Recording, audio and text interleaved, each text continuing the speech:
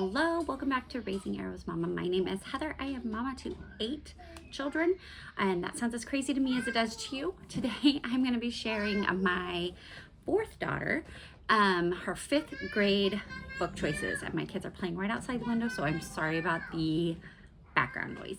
I'm going to try to share her independent studies, and then in another video we'll share about our family videos, and then in a totally separate video I will be touching on history because it's going to be a little bonkers this year. So this is my 4th daughter. She has only ever been homeschooled and only used the Charlotte Mason method. She is going into 5th grade technically, but she will be turning 10 in August. So I hope that helps.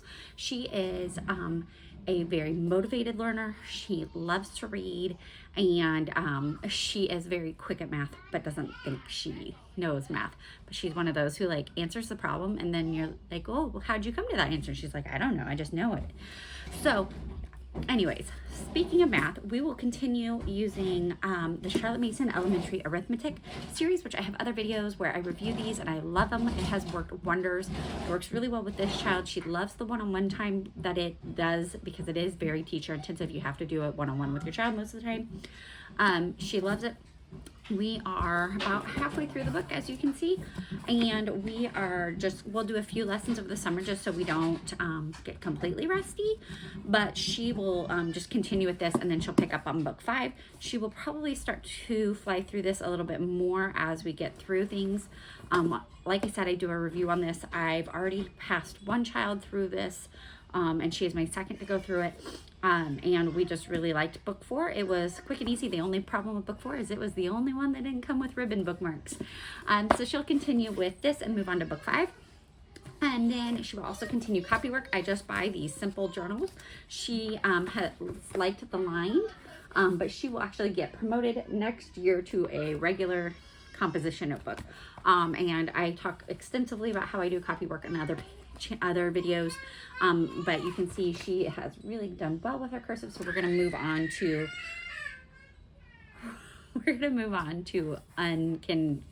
kindergarten lined. Other things that she does independent that all my kids do is we started this editor-in-chief, and I'll do a review video of this soon, and it has been a wonderful way to do grammar that takes a little bit of time off of my plate because they can do most of it independently. They do a lesson all by themselves where they read through the examples and then they go ahead and do them. So she's like that. And then they also have been doing for grammar word roots, and they've been working through this, and we really have, and the kids actually, they have mixed emotions about it.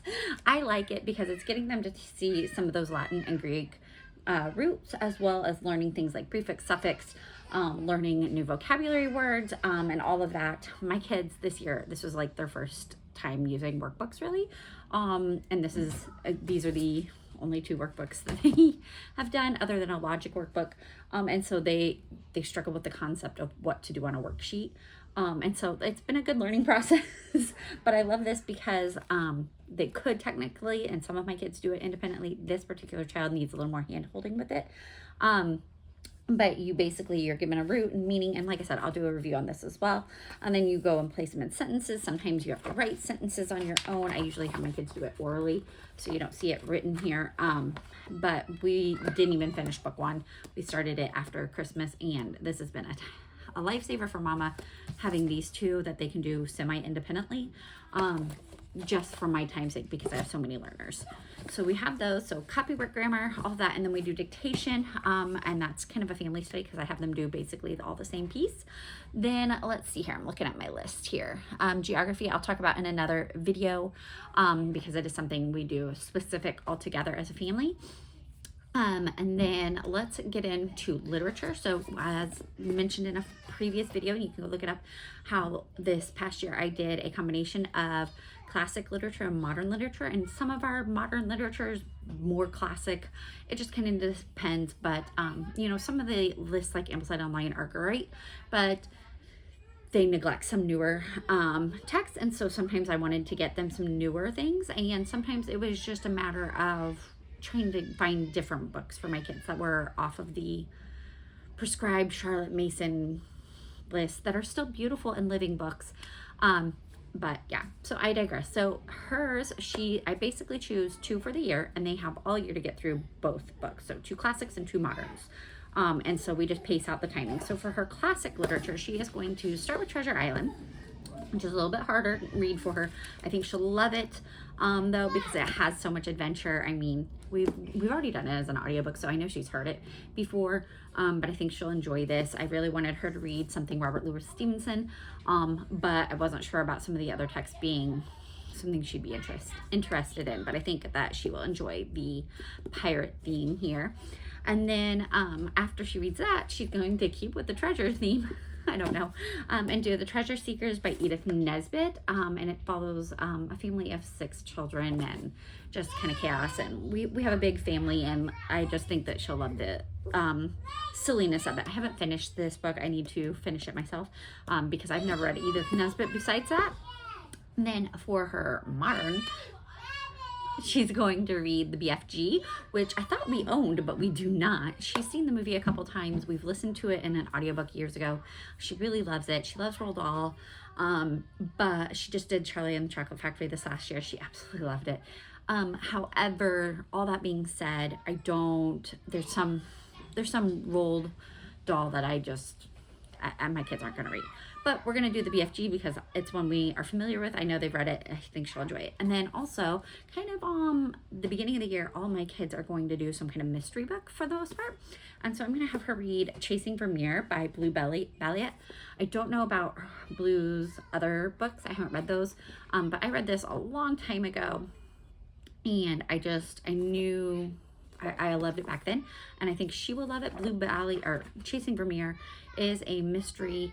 And it's, if I remember right, you're like at some strange school in Chicago, is what it's centered around. And I think that's this book. Let me see. Yeah. And so the kids are going to solve this problem of something that goes missing. And there's a whole art scandal thing. We really enjoyed as a family, what is it? By Carolyn Lulagulu. I can't say her last name. But it is Beneath the Swirling Sky and Of Flowers and Bones, which is a kind of, they go into the art and solve art mysteries. And so I think she'll enjoy that because she enjoyed those books. So Chasing Vermeer is going to be her kind of modern, fun book to start out the year. And then after literature, I'm going to go into science. This kid is like, I couldn't put her with my middle schoolers for science. I'm not this year. I'm going to keep her separate. And so that'll look a little different. Let me see here. So first up, let's do biographies. As you know, we do 9 biographies a year. We do 3 in science, 3 in history, and 3 Christian heroes. And so our 3 for science this year, we're going to start out with kind of just random for our first term. And so she's going to do The Girls Who Lived Under Rocks, which goes through, I don't even remember how many women. Is it 1, 2, 3, 4, 5, 6? Yeah, it goes through 6 different scientists, women scientists. And I've done this for kind of an intro, our early science biography for all my girls, just to show them some women in science, because we do tend to get a lot of men in science and not necessarily women. And so I give them kind of like one of these overviews. And so she will be reading through this. They're very short chapters. So like, here's Rachel Carson. You have a full picture. You've got this. Then you've got another full picture that's based on a photograph. So yeah, maybe 5 pages. So she'll do like one every other week. It's very simple reading for the first term, and then second term she'll be doing Marie Curie's Search for Radium. And again, this is below her level. We have some other Marie Curie books, but I wanted her science biographies to be a little bit simpler at the beginning of the year. So we're doing, I don't even know what we're doing, can't remember. We're doing geology, so this will kind of go along with it because there's a geologist in there. Then we're going to do chemistry, and so she'll read that term. And it is a full picture book. These is a really great series. It's the Science Story series, and I've enjoyed that. And so they have some longer pages, but it's still a picture book, so it'll be super easy. And then I'll have her start early for the last term. We're going to be doing physics, and she will be doing the magnets one from Sabbath Mood, but we're going to do an Albert Einstein read. Everybody's going to read about Albert Einstein at the end of the year. Sorry, the thrift book sticker is sticking to me. And this series is Childhood of Famous Americans. I have a love-hate with this. they're okay. They're okay series. They're safe. They're clean. They're good, easy reads. Again, they have a lot of pictures in them. Fairly big font. 2, 3, 4, 5, 6, 7, 8, 9, 10. I mean, it's about a 12-page chapter, so it's a decent, and this is a decently thick book. And so, let's see here, this particular one, I don't know how many chapters it has. 1, 2, 3, 4, 5, 6, 7. So it has about 14 chapters. So we'll have her start it a little bit early, probably after Christmas, and just read that to the end of the year. So I'm keeping her science ones light on purpose because she has a few harder reads on some of her other books. So those are her science biographies. Then she has nature lore. This is another component that we include in our science. And she will be doing Wild Animals I Have Known and then The Secret of the Woods. She probably won't finish this one. I'm going to be honest. We'll read this one first. It kind of depends. My last child who read these two was a slower reader. And so it was hard for her to finish both in a year. But I feel like these are good 5th grade level readers for the 9, 10, 11. So yeah, Wild Animals I Have Known it's kind of broken up weird. So you have different animals that you go through, and each animal will have like 2 or 3 sections per them about it. And it's just a nature lore. You're going to read it kind of like Burgess, the Burgess books and things like that, just at a little bit higher level. It does have some artwork in it, so it's good. And then The Secrets of the Woods, my child who did read this really loved this. It got longer chapters, but you don't have very many. And so it just kind of depends on your child and what their reading ability is for each week. And so I will probably, let's see here, the first one is 14 pages. So I would probably be okay with her reading that all in 1 week, but I because we have so many other books, I'll probably break that up and have her do 2 readings per chapter, if that makes sense. And so again, it's just 2, and we'll break them up across the 36 school weeks minus the 3 exam weeks, so 33 weeks. I have this out because it's a reference book that we will use as a family. We always are using the Handbook of Nature Study. If you don't have the Living Book Press color copies, go get them. The reason I love them is I have the big Handbook of Nature Study, and it's overwhelming because it's so thick. The pictures are outdated and the type is very small. In here, it is laid out just the same. None of the words have been changed, but it has updated pictures. I picked a bad example because none of these have color, but it's very helpful, and I really appreciate it. You can see I have mine like way tabbed up here. But Handbook of Nature Study is really good. It's a teacher resource that you can utilize, but it's not usually, unless it's a high schooler, you're not handing this off. So we will be using that in our family studies. And then because, like I said, for her, she could do science with the middle schoolers, but she would then miss some things. And so I'm going to have her just do science all by herself. And that seems crazy because then I have 3 different Sabbath mood sciences going all at once for each term. We'll see how it works this year. If it doesn't work, we will start doubling up. The reason I'm willing to try it is because I already own all the Form 2, which is 4th through 6th grade sciences from Sabbath Moon. And so I'm like, well, let's try it because we already own all of these, and we also own all the Form 3. And then the high schooler has to do her science. So let's just see how this works out. So the very first term, she'll be doing geology, and I can't find the book that goes with this. I know it's teal. It's the first book of Earth. We have it. I can picture the cover. I just can't figure out where it is. This is why people are decorating their shelves by color. I get it. So as you can see, mine is printed. I had to reprint it. Ours kind of didn't survive the last time we went through it. And I do a whole video about Sabbath Moon and how we use it, how I love it. I think she'll be able to do most of this independently. We already have most of the materials, like the rock kit that comes with this particular one. And then there's a few other things, like there's like, you're supposed to get geodes. Well, my kids dug up geodes like 2 weeks ago from our front driveway and broke them open. So we probably won't do that experiment. But it has a list of supplies. It has all the books and things. It has everything in here that you need. And the weeks are broken up in a specific way. It's hard to do when it's not bound. So you'll have a teacher prep page for each week. Then you'll have lesson 1, which generally will be like a nature lore. And then you'll have like an afternoon occupation option. You can do it optionally.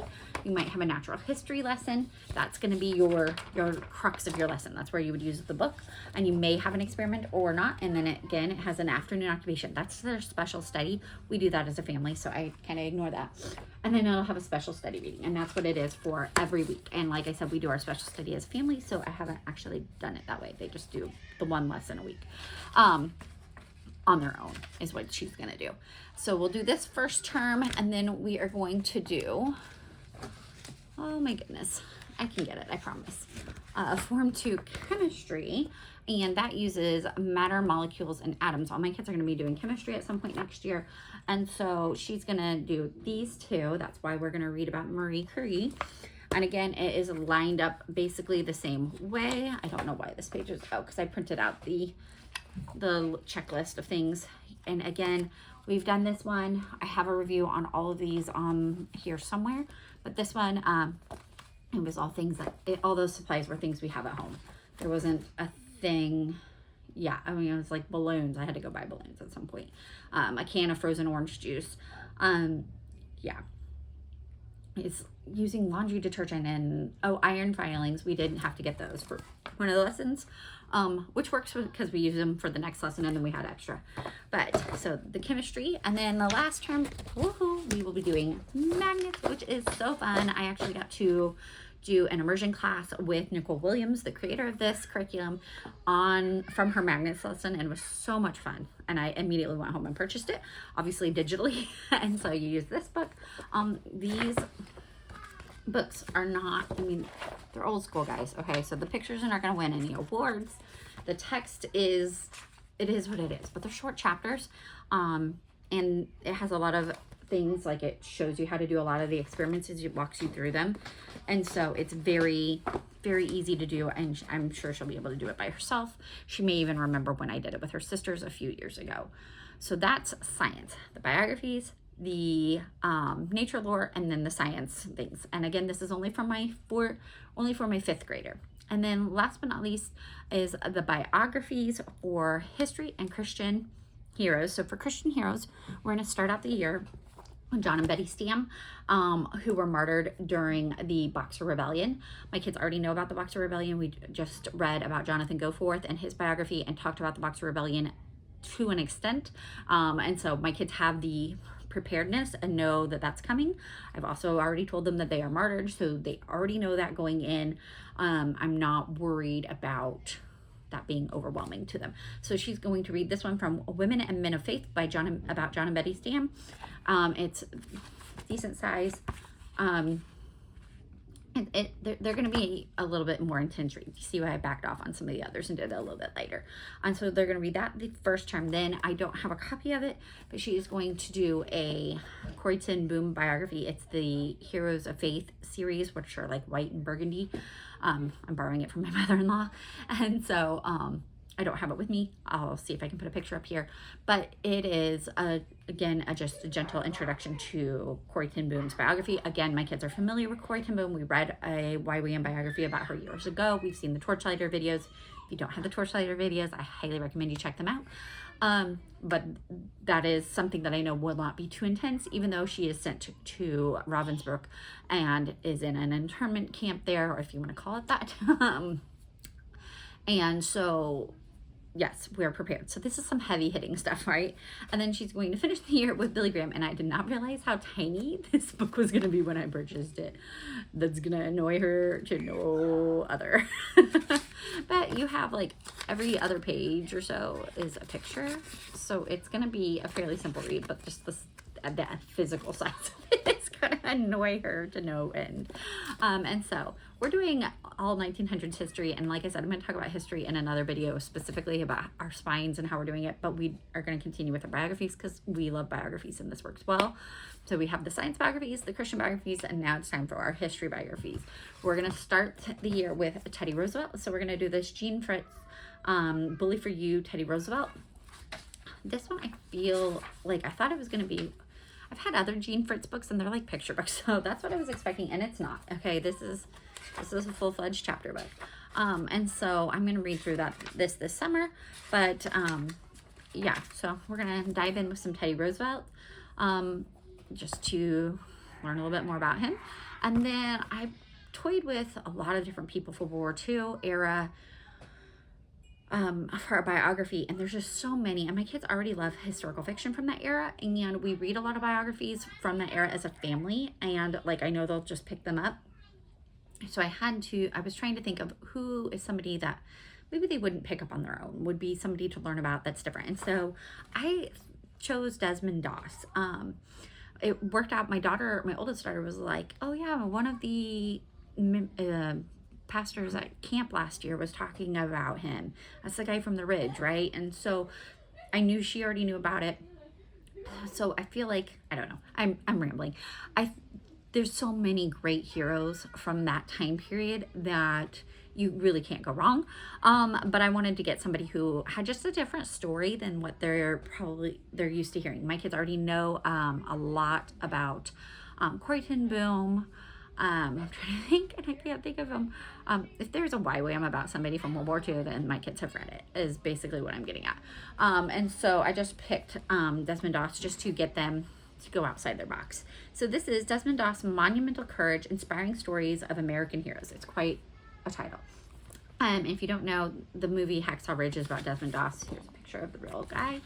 And he's the one who is a Seventh-day Adventist and wanted to serve in our military during World War II, but refused to take the life of others. And so but he still did some amazing feats for our military and men. It's going to be a simple read, as in the chapters are short, the font is big.